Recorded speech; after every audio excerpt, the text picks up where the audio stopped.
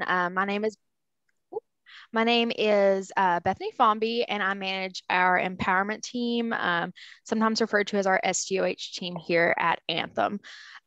So last session, I went over our empowerment team, our empowerment program, and what all that entails. This time, I'm actually going to go over our Anthem Housing Flex Fund, which is a program within our empowerment program. So what is this? So what is our Flex Fund? The Anthem Housing Flex Fund is a flexible pool of funding. It's used to pay for expenses that lead to greater housing stability, focused at those members with Anthem Medicaid that are at risk of homelessness or experiencing homelessness throughout Kentucky. These funds can cover an array of one-time or limited housing-related expenses with the goal of either supporting the member to remain housed or assisting them with accessing that permanent housing. As far as eligibility goes, they do have to be a Kentucky Anthem Medicaid member. They do have to be experiencing homelessness or at risk of homelessness, and they do have to enroll in our Anthem Empowerment Program. This is really so that we can identify all SDOH needs the member has, not just those housing needs. Because as a lot of people know, it is very rare for someone to have only one SDOH need or social determinant of health need. Oftentimes, you see those partnered together. So someone who has food needs might have housing needs or transportation needs. So we definitely want to identify all of those needs and try to tackle them together and make a plan around that. As far as, I just realized, I'm so sorry that it is not going from slide to slide. Hang on. So this goes over what it is and eligibility. As far as accessing and requesting the funds, the Flex Fund is a payer of last resort. This just means that we do contact and try to outreach community resources first and utilize those for the members. And then if those do not work out, or if someone is approved for funding through a community resource and then later needs assistance, we can fall on that Flex Fund. As far as who can be paid by the Flex Fund, we make payments directly to third parties. We don't pay Anthem members directly, so these payments are going to landlords, utility companies.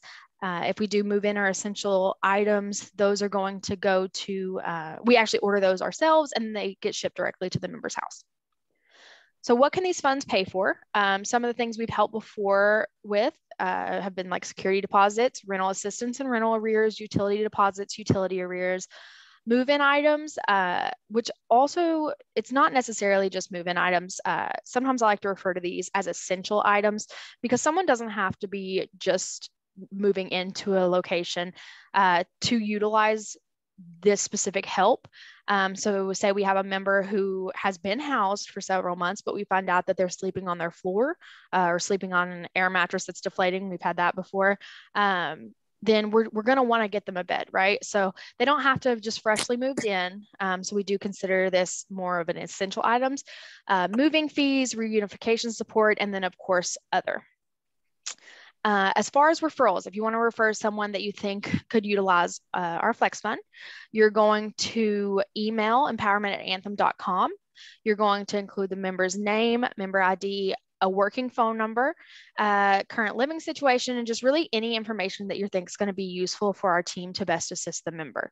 The key thing to remember is that we do utilize resources first, community resources first, and then we utilize the Flex Fund. A good thing to state here is if you are referring a member and maybe you've already helped them try to outreach or have already utilized community-based organization funding, if you can, include that in the body of the email because, we don't want to refer them to places that, they've already tried. And that also lets us know, if all resources have been exhausted, maybe it is time to utilize our Flex Fund. And then here's just a quick success story, and then I'll open up for a couple quick questions. And I will also give this information to Danielle, and she will send it out to those who attended today. But over the course of several months, one of our community engagement navigators, we also call them CENs, worked with a member with SDOH needs.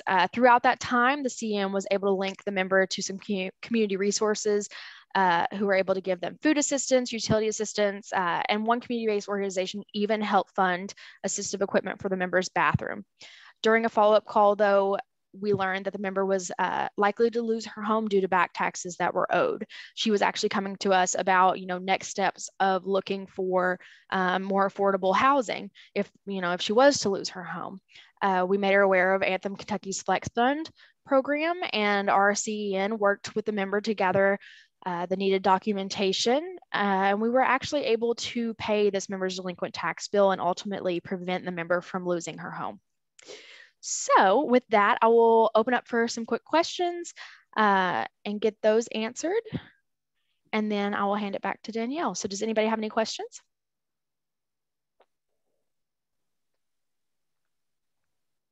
All right, I will get this written up in an email and send it to Danielle. So back over to you. Thank you so much, Bethany. All right, everyone, I'm going to go ahead and welcome our expert panel of local community case managers here from the Louisville, Kentucky area.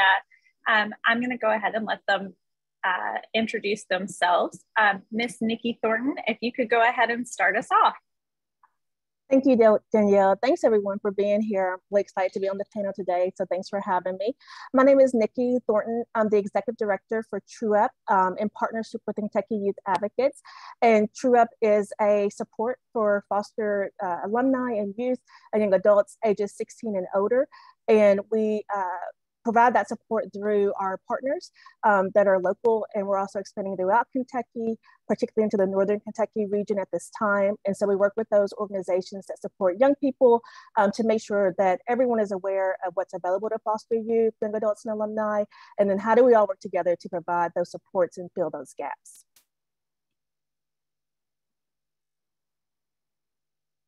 Thank you, Miss Nikki. And Miss Tiny, if you could go ahead. All right, I'm Tiny Herron. I am currently the care coordinator for the Hope Village. If you are not familiar with what that is the city's new safe outdoor space for the houseless population. I've also worked with Nulease Medical Solutions in assisting them with starting a medical street outreach team that is now up and running and throughout the city. And prior to that, I worked for St. John's Center as a permanent supportive housing case manager for several years, and then was blessed to be a part of when they got the grant for the 2019, the very first street outreach team that was funded by the city. So I got to head spear that, and that program is going strong today. I also am the founder of the Forgotten Louisville, which is a street outreach, grassroots, boots on the ground. Been doing that for about 20 years in the community, working with the houseless population. Thank you, Miss Tiny. And Miss Rachel, if you can go next. Hi, thanks for having me here today. My name is Rachel Spetz, and I work with Family Health Center. I was a homeless outreach worker and housing case manager for about 3 years, and then I moved over to be their hospital liaison for their medical respite program. Medical respite is for people who are experiencing homelessness that need acute medical care. There's only one in Kentucky. Each state has one. Some of the states that have larger populations have more. Family Health Center as a whole is a clinic that works on a sliding scale fee for clients. They have about 7 clinics in Louisville. The one that I work for is Phoenix, and they specifically serve individuals that are homeless. And it's embedded in the community near St. John's and a few of the shelters. All right. Thank you all so much for sharing a little bit about your experience. And now we're going to dive into some of the questions. So for those of you who are with us today, this is our 4th session or in our series. And for those who have registered in the prior sessions, we asked those of you in the community to submit questions to our panelists today. So our very first question to each of you, will give each of you about 1 to 3 minutes to be able to answer, is you all have a very stressful job, as we all do, working in direct service and serving our community members. So how do you balance crisis after crisis, never-ending to-do list, deadlines, and remaining present for your clients while also maintaining your well-being? So you all decide who's going to kick it off first. I don't mind to kick it off. So really, we're going to preach this whole time about self-care, right? Work, balance, life, and all those things. Specifically to this question, one thing that I dealt with a lot when I was doing housing and outreach is the fact that all of my clients were in an emergency setting. They were either in shelter, outside, or a place not meant for human habitation.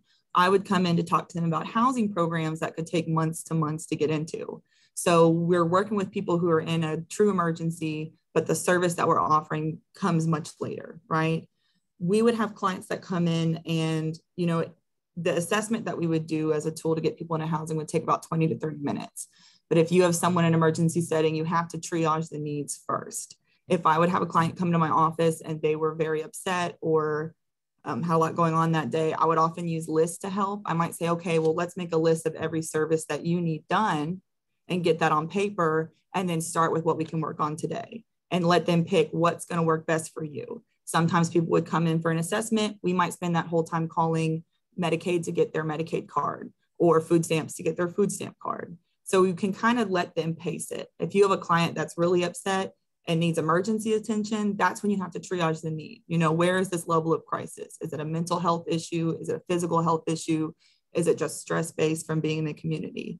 Once you walk through with your clients kind of every step, one, you get to learn about the community and the resources and use that better for next time. Like you can say, well, let's take an hour on the phone with food stamps if we're to call that today. Would you like that to be our session, or would you like to do your housing this session? And then you can create that rapport with someone and always schedule a next meeting, right? What can we get accomplished in this hour that we have time to do today? There's going to be a lot of things that people will ask for that you simply can't do. It's okay to acknowledge that and let them know what you're able to help them with in that moment. We want to give them something measurable that they can actually use that's helpful, or maybe we just want to create a safe space where they know where they can ask for what they need. I would have clients that would memorize my number. At the time, it was a very easy number to memorize because it only had 3 digits in it. But they might call me. They might get housed after 8 months of working with me and then call me once a month just to say, oh, what's this person's number? Oh, can you give me that Medicaid number? Because maybe they don't have the resources to look it up themselves, but they know that if they call me, I'm sitting there at my computer, I can look that up for them and give that information. I think creating good rapport with clients will help them with this. And then establishing what you can actually serve them with. One thing that we would always use in the office setting was if we had a client that was really upset visibly, we might pause everything and just say, hey, look, can I get you a glass of water? Start to bring them down a little bit so that they feel comfortable talking about their service needs. If you're in a crisis, it's really hard to sit there for an hour and, give your life story so that we can measure it in a way to try to get you into housing based on the funding source. So I think learning about what you can do and then meeting the client where they're at is the biggest things that you can do when you're working with a client in crisis. I think the never ending to-do list, I think that's everybody's life. Like there's always something that could happen and could work on. Maybe you don't have 8 hours to spend with one client, but you can let them know how much time you have for them. Hey, we have a whole hour. Let's work on this right now. So I learned a lot about that in the housing case management because the service I offered was not an emergency service, but the clients I serviced were in an emergency setting. So that's kind of how I would work with it. And then I'll turn it over to either Nikki or Tiny. I think for me personally, getting into the field of case management was very much of a learning process for me because I came from street outreach. So we were meeting like an immediate need right there in the need.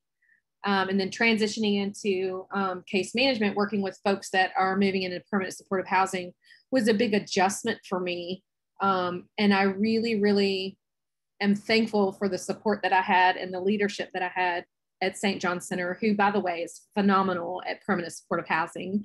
But in regards to having, learning to set realistic expectations for the clients that I was working with, doing street outreach, you're kind of like making decisions very, very fast, trying to meet whatever crisis or need is going on with that individual in that moment. And it could be underneath a viaduct or a bridge or something. So setting realistic expectations. When somebody comes to you, and lots of times working in like a shelter setting, like Rachel said, most of everyone that we're working with is in some form of crisis. So they might come to you with just wanting to vomit all of this on you, and you feel like, okay, we've got to tackle all of this right now. So it was always really helpful for me to be patient and listen, but then to keep a list of what they're sharing with me in regards to what's going on, or what they feel like they need to address. And then looking at that together with them and writing and talking about, like Rachel said, okay, we've got an hour right now. Let's see what we can work on right now on this list in regards to what felt priority for them in that moment of crisis.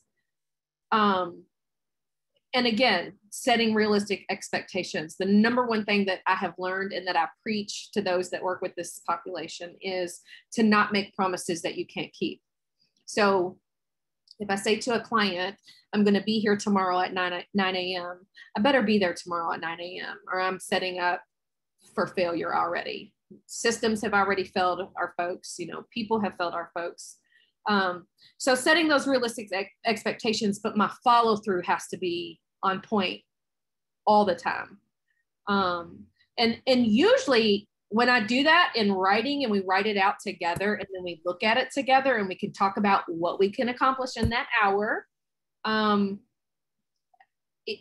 it almost all of the time is a sigh of relief. So while they may have felt overwhelmed with everything going on that seemed like massive amounts of crisis, we may have been able to tackle one or two of those things, and their load felt a little bit lighter. And they know there's going to be a next visit. And at that next visit, we can start working off of this list, where we left off of this list too. But also, and I know we'll probably touch on this a little bit later, in moments of crisis with clients, what has always helped bring me back to ground, whether it was having to hear something that triggered me emotionally or bring up something for me, my supervision is everything to me. And I hope that all of you on this call that do case management have a great supervision team, because that's where, if I feel like, did I do the right thing? Did I not do enough? This really triggered me emotionally. Those are all things that I can go back to someone that's provided my clinical supervision and either get support if I need it, get sent home for a mental health day if I need it, or to give me some other options or choices to help me discuss like what the plan was that I did with the client. And Danielle, would you please just repeat the question? I want to make sure that every piece of it, and I have it written down, I have my notes, but I'll make sure that I address each piece there. Absolutely, Ms. Nikki. How do you balance crisis after crisis, never-ending to-do list, deadlines, and remaining present for your clients while also maintaining your well-being? Thank you, Danielle.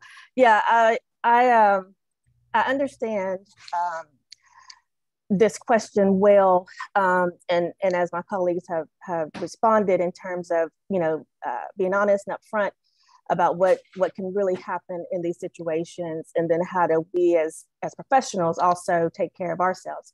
I wanted to speak to the crisis piece maybe first, because certainly those phone calls come at 4:30 on a Friday afternoon, sometimes on a holiday weekend, and you want to do something to help, and you're trying to figure out what that might be. So I think for the work that I do at foster youth and young adults and alumni, after getting many of those calls and scrambling and not feeling so great going into the weekend, because all of the supports that we wanted to provide weren't available, or weren't, you can't reach somebody at that time of day during a Friday. What I think has been helpful to me and to the work is to let people know, right? So whatever resources I provided in that time to the best of my ability for what was available. The other piece of what I do is let people know, let advocates know, let my organization know, this is what's happening. This is the scenario. This is what I can do and provide within our community. And this is what we don't have, as far as I know, to provide. How do we start being able to answer these questions more efficiently and in a more helpful way for young people calling in, so that we can all have a better weekend.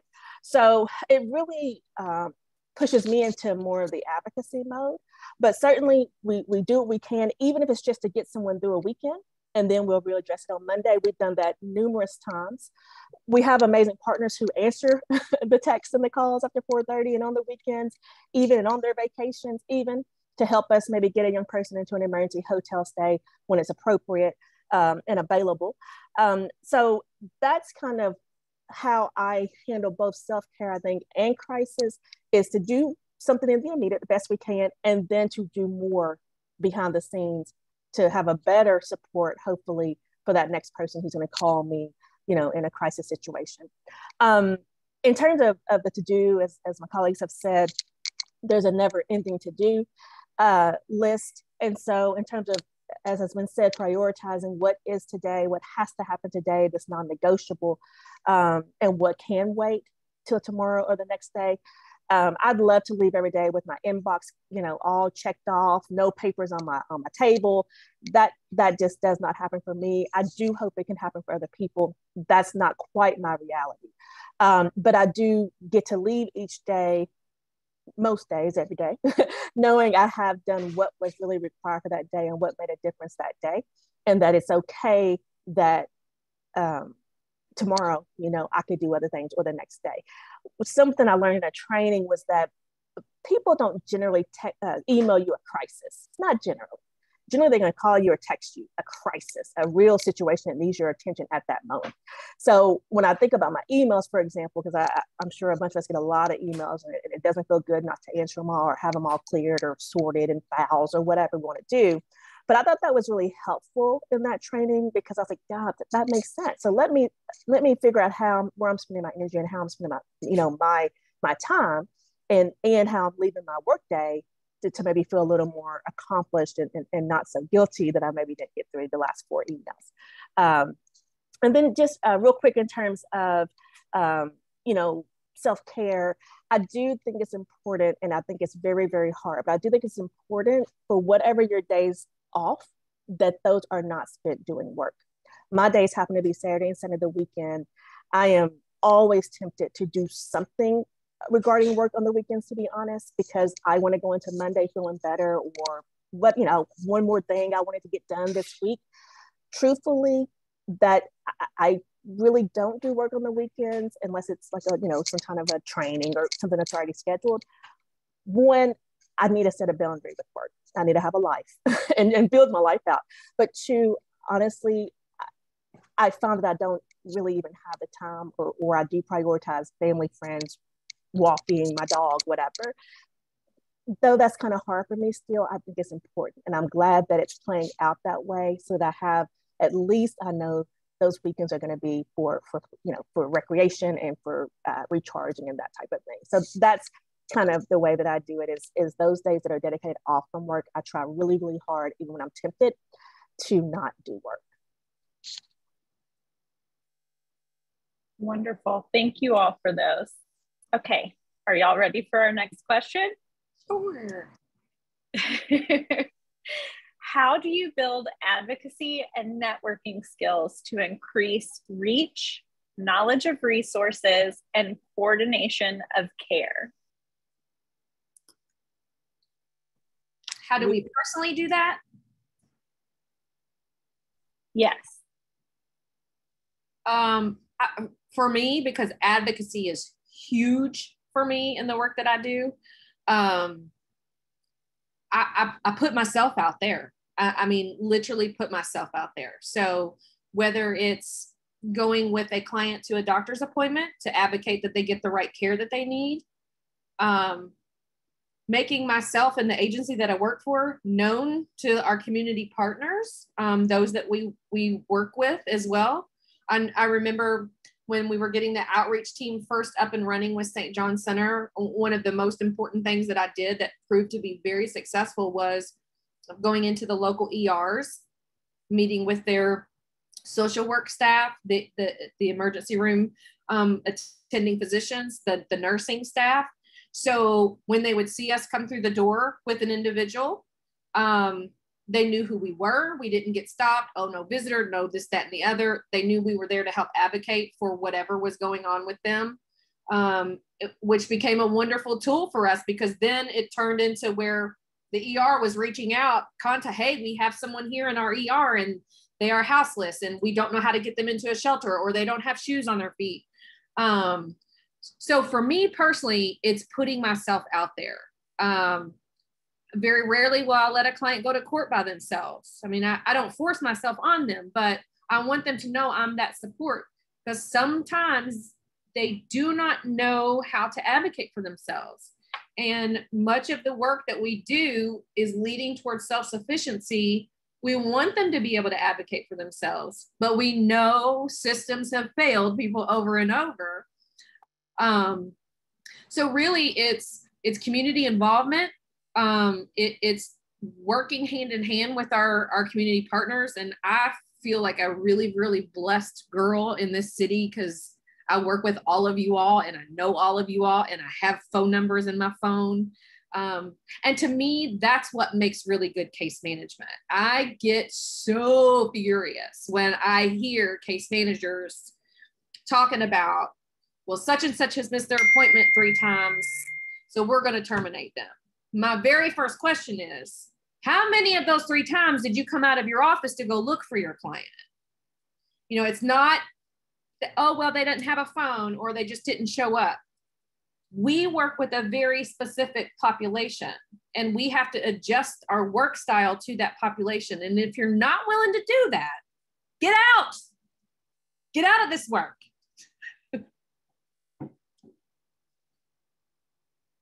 Yeah, this is an area that Danielle and maybe many other people on this call know. This is my jam. This is where I think I shine. This is where I try my best to thrive. This is where I push myself. This is where I feel the most accountable. This to me is the work. Everything Tiny said, and you know, if we're going to do this work, we've got to do this work. And that means that it might be 6 o'clock. It might be a weekend at times. It might be 4:30 on that Friday. I don't like to get text on my vacation. I have texted people on their vacation or you know, out of the office type of situation in serious crisis. So, you know, you build that kind of respect as colleagues. You build that rapport. You understand if people don't respond because they are out of the office or whatever it might be. As Tiny said, this community is fabulous. So I can tell you, people respond, or the next person does, or the next person does, or the next person does. But the key is to go to the next person, the next person, the next person, the next person, and don't take it personal and keep the work moving. I'm still learning. I'm in meetings. I'm learning, like on these panels.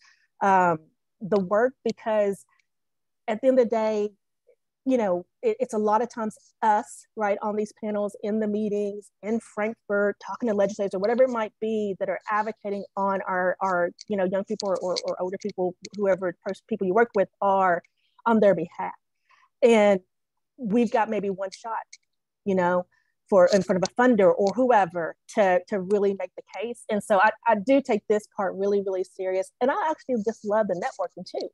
I love doing community work. I love meeting people and being in the same boat, you know, trying to get to solutions and not feel like we're doing this work alone. I love to have partners and meet new partners in this work. And I'll talk to anybody who's about, you know, the business. Obviously, I do foster care specific work, but I work with groups like you all who work with just everyday young people too. They don't have to be foster care specific.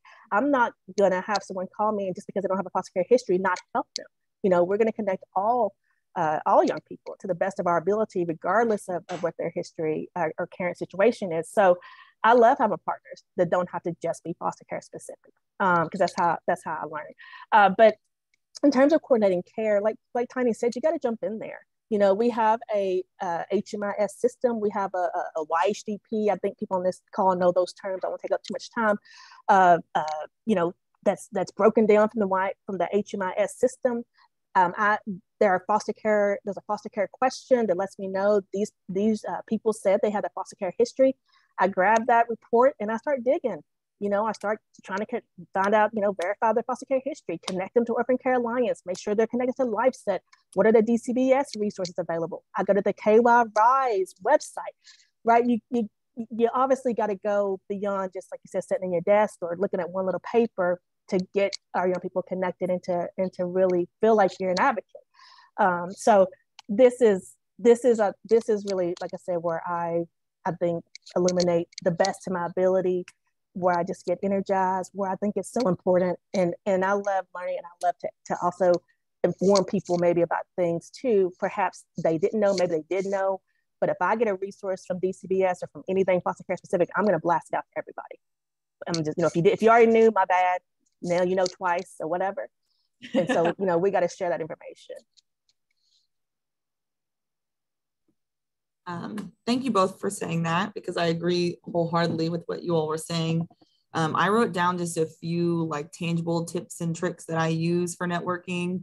Like Tiny and Nikki, I have learned the most by doing, like going to court with clients, going to the Social Security office with clients, walking the steps with them. And what that means is maybe I don't do that every time with every client, but now I know where to send you. I know what paperwork to send you with. I know who to call to give them a heads up that you're on the way. A few kind of tangible tips and tricks. I save every number. If someone calls me and they say they're with a service agency, I immediately save their number with that in the phone. A lot of times it'll be a work phone. I have someone in my phone right now that has been the same name, but has been 3 different case managers because they passed the phone along. It'll be a year and I'll be like, I had a conversation with someone that pertains to this specific issue. Let me reach out and see if they're still available. That's kind of how you start on your trail, right? We all, for the most part, as a case manager, you have access to a computer, a phone, Wi-Fi, maybe even a fridge with water in it. So you can sit there and spend the time to make these calls for a client or to work this process out for them. So that's one thing that I definitely do is walk through it with the client, save every single number. I really rely on team meetings when I have a difficult case. If I can get in front of, if I'm on a team of 9 people, 4 people, whatever, and I can sit there and say, hey, this is what I'm dealing with. A lot of times someone else will have had a similar thing that they've done. So now I can start to pick their brains. Oh, great, you've gone through this. Can you tell me how this gone? Play to your coworker's strengths when you do this. You might have a coworker that works really well with one client and maybe they don't work well with me. It could be a personality thing. It could be a rapport building. It could just be how you communicate. Like Tiny said, a lot of times our clients will get a different response when they're in front of a service organization that we will. I would probably chalk that down to like social equity at this point. Maybe it's communication skills, maybe it's like unintentional bias, but I've had many clients who have called 10, I'll give them a list of 10 landlords and they call and they say, no one's called me back. I call and then suddenly I'm getting calls back, because that's someone in the middle, basically to hold them accountable once you're the one to call. So just being that intermediate piece can help. I think there's a piece of this where we do want our clients to be self-sufficient. We want them to be independent, but at some point, if you have 3 meetings with a client and the first 2 you've given them a number and you said, I want you to go make this call, and they don't, by that 3rd meeting, it's going to make more sense for you to make that call with the client and kind of walk that path with them. So I'm all for letting clients be self-sufficient and have an opportunity to use their own problem-solving skills to handle things, but you don't want to just sit there and have a case note that said left a message 3 times. That, at what point are you stepping in to kind of provide that piece?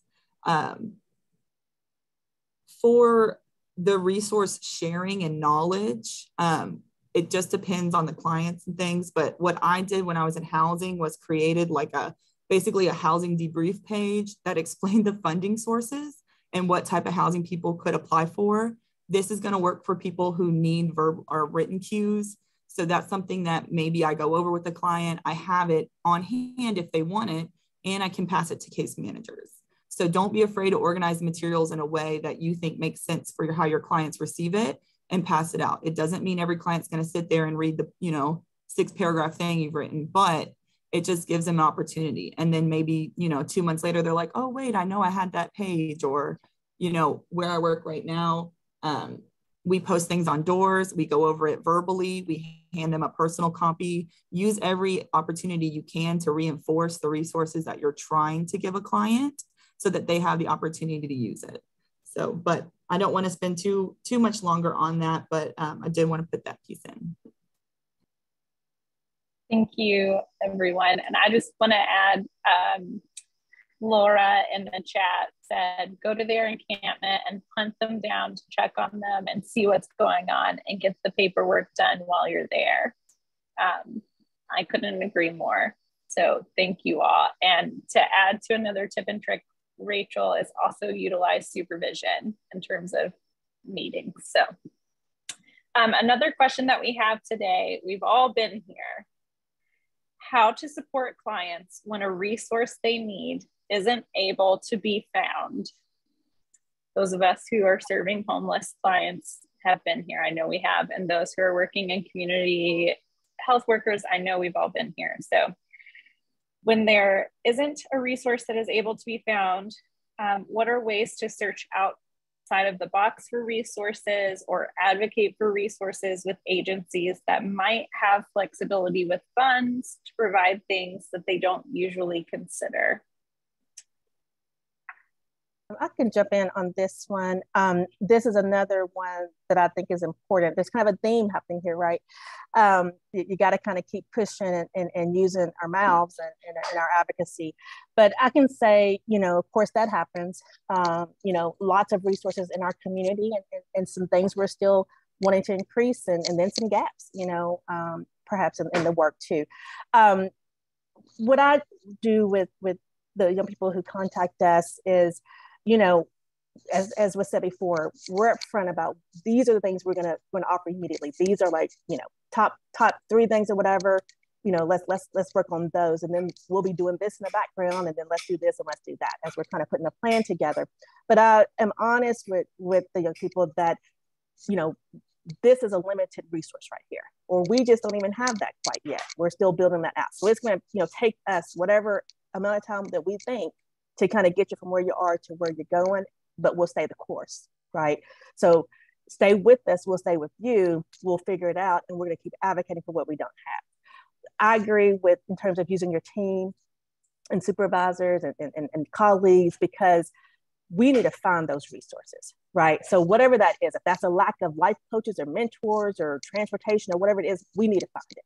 If we keep hearing the same resource over and over and over that's not available, that's a hurdle, somewhere we need to keep trying to pursue that resource. That might be grants, that might be, you know, like you said, a private funder, that might be just getting in front of situations and meetings and opportunities, having maybe a little bit on that time on that agenda to talk about the need.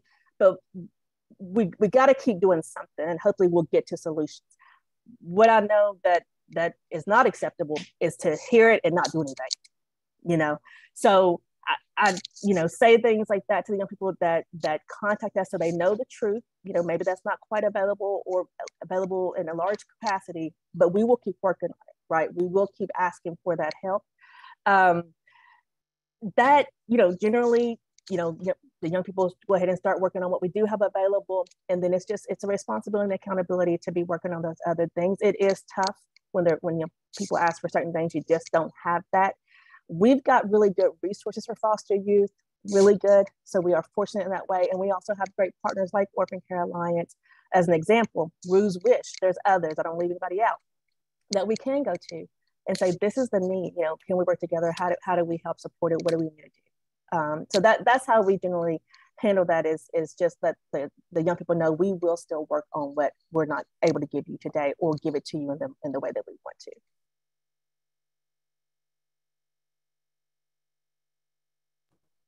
There's an analogy that I like to use when I'm talking about like funding sources and clients and how those interconnect. And, you know, if I have 2 clients that are in the same encampment and one gets housed over the other, like why is that, right? That's a question that we're going to get from clients. So the analogy that I like to use is, you know, the game where you have a box and you have little shapes cut out, right? So the clients would be the shapes, and the shapes cut out would be the funding source. A client may already be a square and fit perfectly in that little hole, right? They're already chronically homeless. Well, there's chronic homeless spots. They're a youth, and there's a lot of money for transitional housings for people 18 to 24. They just so happen to fit this ideal of who needs help and who has a funded source. Then when you start to look at all the clients that aren't getting housed, you're like, oh, well, this person's a star, right? At some point, once you have so many people going through the same thing, that's when the funding source starts to shift, right? Well, every kind of new funding source you've seen come up in Louisville, or even new concept like Hope Village, is a result of boots on the ground, people who are working with clients, community members reaching out, and then funding sources trying to pull evidence-based practices to say, what does the client need? So Hope Village is a result of a large amount of people using outdoor spaces instead of shelter, right? The low barrier shelter at Wayside is a result of a large amount of people who didn't like the rules and the strictness that a shelter has, whether that's a check-in time or a sobriety rule or something like that. So you see things kind of come up based on what's happening with the population. So as case managers, we're the ones kind of finding that gap. Well, you know, I had a call from someone and they're over 62 and they don't have any felonies. So I know I can get them into elderly subsidized housing. But now I have someone who's 63 but has a recent eviction and felony. You know, what housing source do they have? So I think part of this is just us identifying the problem and then advocating for it. And then on the front end, we actually have to try to explain this to clients in a way that's not marginalizing them and saying, oh, well, they're more this.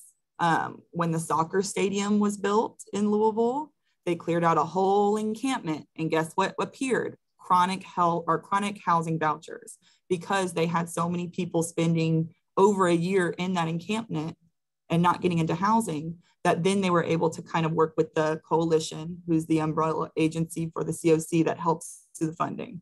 So there's a lot that goes into the funding sources, and I'm only kind of just briefly touching on it, but it is a group effort. We have seen grassroots organizations, places like the Forgotten Louisville and South End Street Angels and Feed Louisville, kind of come together and raise awareness on issues, and then the city respond with funding. So it can come from all places. It can come from the community, it can come from the case managers, and it can come from the grant writers, right? Who are going, okay, what's the evidence-based practice that HUD will fund for this issue? So it's a really complicated issue, but really it's this idea that we're all addressing the same problem and we're trying to come together on it to make the best solution. And that's always going to change. Transitional housing was a really popular way to house people, and then it switched to permanent supportive housing. And then they started using Housing First as a model. So it's kind of up to us to figure out where is the gap. And then that's when you start trying to advocate for that. Well, I have all these people that are getting displaced, and they're not the people who already have a funding source for a housing opportunity that seems quicker than another. So I could go on for ages about it, but I don't want to spend too much time on that. But that's what I have to say on that. And I really will piggyback just on what Rachel said. And just because being a part of a lot of that movement, like, you know, the boots on the ground, the outreach, coming together. And like I said earlier, I'm thankful to be a part of this community connection. So for me, beginning stages of working with the houseless population, it was very important for me personally to figure out what all these systems that were in place and how they worked. Because on the outside, just as a lay person that does street outreach, it was very easy for me to get frustrated with systems in place for not, my quote, for them not doing their job, when in reality, I didn't know the backside of what that job entailed. So for many years, I used to think if something went wrong, or if a houseless person was treated unfairly, or there was an issue with the shelter, I'm going to call my girl Natalie Harris at the coalition and we're going to deal with this. Well, I had to learn that Natalie Harris does not do all things homelessness. She's not in charge of everyone in the community. I personally had to learn that with all of the agencies that we work with, how the housing process was. What's the common assessment? What does that entail? How long does that entail? How long does that take? I had to learn that for myself so I could either A, believe in those programs, buy into those programs, and then better know how to serve the individuals that I was working with. And also to know what I need to stay away from and not align myself with, and what's not working, and what to fight for with what's not working. And I have loved seeing community partners come together, boots on the grounds, outreaches coming together, and both coming together where we share resources with one another. Because there are many times here at the Hope Village, we don't have space to store clothing or provide a clothing closet. We get asked about clothing every day. Thankfully, we know, okay, you can go to the Schumann Center these days, this time.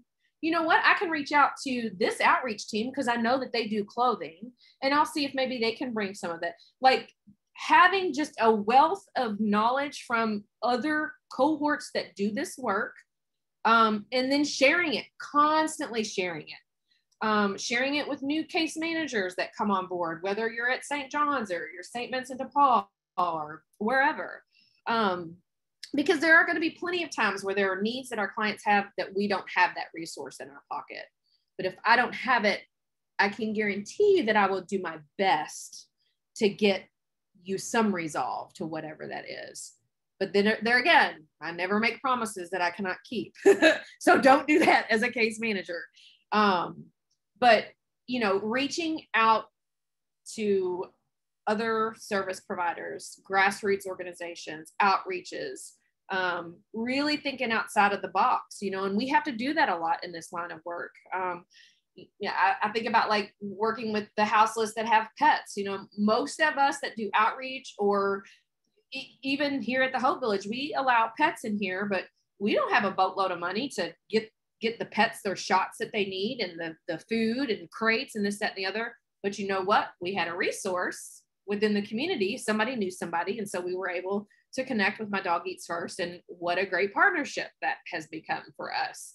And then being able to share, some of you all might not know about My Dog Eats First. It's an amazing outreach organization that cares for the houseless pets. So sharing those, the wealth of knowledge that we have with one another, even just in like a meeting space like this, is beneficial. And it's easy if somebody says, I've got to help my client, find a food source. Well, we could sit down with them and help them do an application for food stamps, or we can, okay, here's where all of the food pantries are. Well, what about somebody that lives on a street that doesn't have an address, that can't take a lease in somewhere? So then it's like, okay, how am I going to work through this? Well, I know I can reach out to numerous outreach crews. Hey, can we put this person on your radar? And then somebody in one of those crews, they say, hey, you know what, Tiny, I'm now working with the food pantry that says you don't have to bring in proof of ID and all of that stuff. And so now there's another resource I have, and I'm going to share that with somebody else. So always thinking outside of the box, and always thinking about who in our community, who have I worked with, who might have a connection to this, that, and the other. Because so much of the work that we do is intertwined, like whether we're working on housing or mental health services or substance use disorder or what have you, all of us know somebody within these services that we can reach out to that may better be more equipped to help us with what our client needs in that moment. And don't ever be afraid to not have the answer. Like, that's okay. That's why we're here for one another. If we had the answer, everybody be housed, then we wouldn't be doing this job.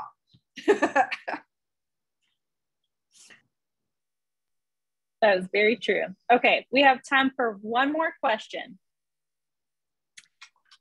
All right, so I'm going to combine two questions. How do you take care of yourself in a real-time crisis? And how do you combat compassion fatigue and reduce burnout? What are your go-to strategies?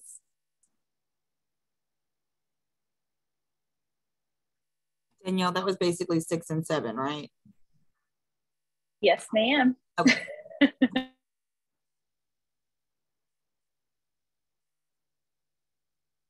I can Wants to go first? Yeah, I don't mind. So, right, self-care, self-care, self-care, everybody preaches it. You want to make sure that you're not bringing work home. You want to make sure that you're not having vicarious trauma.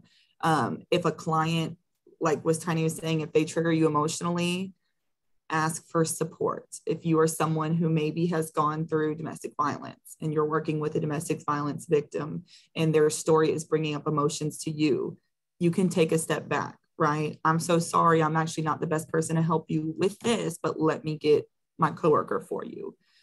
Don't be afraid to ask for help if you're going through something like that. I've had it happen. I've had coworkers it happens to. We might even have that based on when we did shelter outreach. Okay, well, these people are best fit to serve the center. These people are best fit to serve the Salvation Army, you know, so you can, again, play to your strengths and lean on your team, right?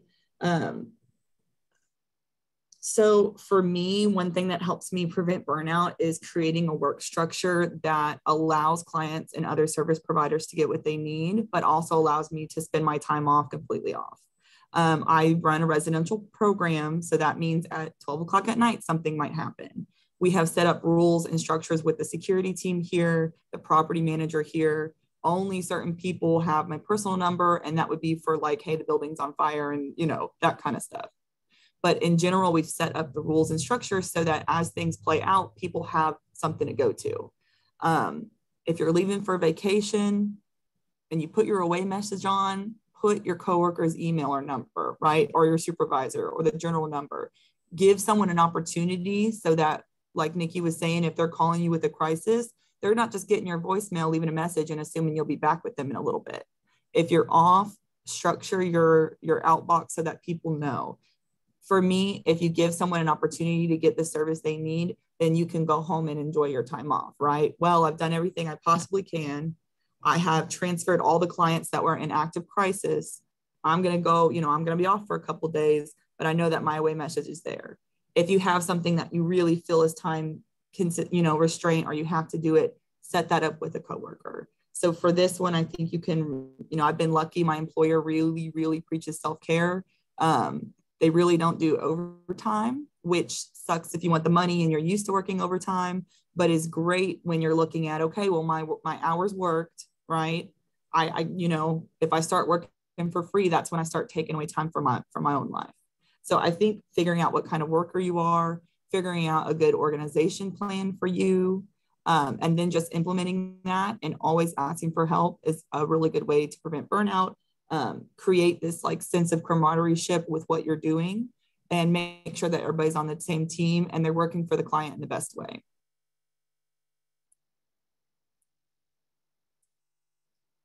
And I'll leave it at that. I'll let someone else. Well, I brought up supervision earlier, and this is where supervision is really important for me. And it doesn't have to be scheduled supervision, especially if it is, you've had a horrific day and, and you're just struggling yourself, or you've been personally triggered or what have you. And I as well have been blessed to work for employers that self-care is preached and practiced. I don't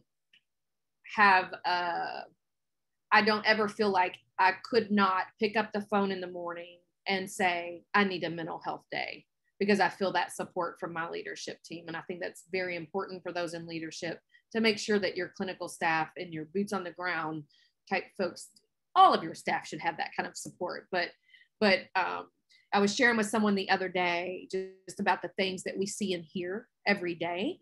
And always being aware that I don't ever want to become numb.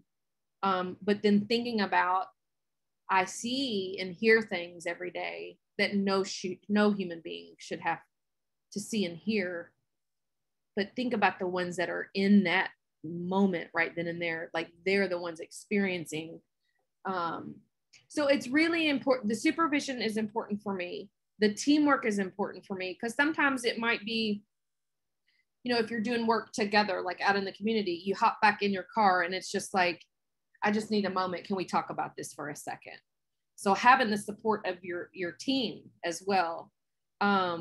And boundaries has been the biggest, hardest lesson I've ever had to learn in doing this work. Unfortunately, when I started doing street outreach, it was just me in my little car with a few supplies, and I'm just getting to know folks, and I'm giving out my personal cell number. So fast forward 20 years later, my number is still the same. Much of our houseless population has Tiny's personal cell number. I used to feel like I had to answer that phone call all day long. All day long, the phone would go off. I'd get messages. And I finally had to really set some clear boundaries, because you hear this all the time and it's like cliche. If we're no good, you know, if we are drained emotionally, if we are exhausted with the hours that we're putting in, we're no good for those that we're serving. And it's okay to say no. And it took me a long time to learn that. But you know what? Even here, and I'm the care coordinator at the Hope Village. If I'm not on call and it's 3 o'clock in the morning and you're a resident calling my cell phone, I'm not going to answer that. And I'll let the residents know that if I'm not on call and it's after hours, I'm not going to answer. I have a family. I have my own well-being that I need to take care of. And it's okay to say that to your clients. You know, there is staff here 24/7, so you don't have to call me. You can talk with the staff that is here. But it's easy for us to say we're going to set goals or set boundaries, and we're going to do this, that, and the other, and then not follow through. I have learned myself, it's necessary. Otherwise, I'm not doing any good to those that I'm serving in the community, or I'm not practicing good work ethic neither for those that look up to me in maybe in my workspace. And then I don't want to set the expectation, because going forward, somebody might think, oh yeah, she'll answer her phone anytime. She'll run food down here anytime. They'll take anybody in, you know, it's not even intake day. Yep, they're going to take them in. So it's okay to say no. Talk with your supervisors, talk with your coworkers, and boundaries. You have to set boundaries and feel okay about setting those boundaries. Yeah, I agree with everything that's been said. I think you've got to talk to somebody.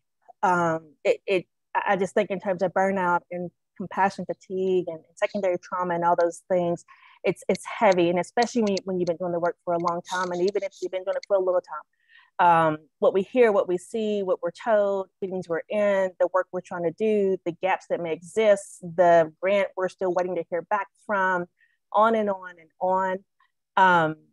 You know, talk to somebody about it. Journal, write it out, do something. I worked for many years by myself in a lot of ways. The community is my team. The community became my team because I was the only staff doing, you know, the particular work at that time that I did. And so when you don't have maybe team members who are going to understand it and those kind of things available, I do think that it is important, if your organization has it, to use EAP, the Employee Assistance Program. I think it's becoming less and less stigmatized, thank goodness, about talking to counselors, getting therapy. I think that is healthy and a great choice. And so I think if that's available at your organization, you know, utilize it, especially right now when it's hard to find, you know, those type of professionals. This was a kind of a funny thing that happened to me when I started in this position in 2013. You could not eat at your desk. And I was like, then how am I going to eat? but what I realized is that was a strategy, right? That was so you could get up and actually go eat some food in a different place and hopefully not do work. And so eventually I came to embrace it more, that you couldn't have food at your desk. And I think that those are kind of those strategies, whether it's the policy or you just implement it for yourself. Like, this is my lunch break. You know, I'm not gonna you know, be taking calls or such at this time. That was just something that maybe could be used. I also think it's important to use your off days. So, you know, if you have vacation days, PTO days, etc., use them. I just think it's important. I know we can carry over sometimes, you know, some of those hours, but I just think in this work, we need as much of our time for vacation or to relax or a staycation or just whatever you want to do on that day off. to just use that time. If you can't, take the day, take an hour. I've had to miss a meeting just an hour, and it's life-changing. It made all the difference in my day, in my week, just 1 hour. And I'm like, wow. So, I think those kind of things are important. I also think it's just, something that another tip that kind of came to me from a supervisor, if you're in that type of role, that if you put self-care on the evaluation, that may just really be something that supports your staff. As you've heard from the colleagues here, they're in supportive environments, but not everybody has that necessarily supportive environment. And so, if it's something where anonymously or talking to, HR, you can, request that perhaps self-care is part of how you're evaluated. And then people have to then, acknowledge that you need that time off to refresh. So those are some of the ways, but I just think the same way we build a village for the people who contact us, for support and relationship building, we've got to have our own village too, whoever that includes. And hopefully it's as large as it can be, because I think we need, different people to talk about different things, to do different things with. But if it's an hour meeting that you miss, if it's a day you can take off, it's a vacation for a few days or a week, I just think it's important to use it. And I just want to underscore with the EAP, if that is a resource that's available at your organization, I think it is really, really useful. It's not going to cost anything, and it could be really powerful in the work to keep us going. We need all of us here on the call to stay at this work. And I think we know when we're kind of getting to a point where we need a little break. And so I hope there's some ways today that we've shared that you can find that little way to have a break, walk around the building, walk outside, just get out of that, away from that laptop or out of that office for a minute. Those are things that have been really helpful to me. And there's no shame in needing a break. There's no shame in using EAP. There's no shame in talking to a colleague and saying, I can't take this one, can you take it? And being vulnerable, because our people are vulnerable all the time. Mostly, when they contact us. Wow, thank you all so much. That was so powerful. I am honored and humbled to be a part of the community that you all serve in and work in. And thank you all for taking your time out today to be with us and answer our questions. Our expert panelists have also graciously offered to type up their answers to the rest of the questions that we were not able to get to today. And I will email those out with the recording and the materials from today to all who registered. And to let everyone else know, the next session will be scheduled on August 17th at 12 p.m. And it will be with Corey Lockhart.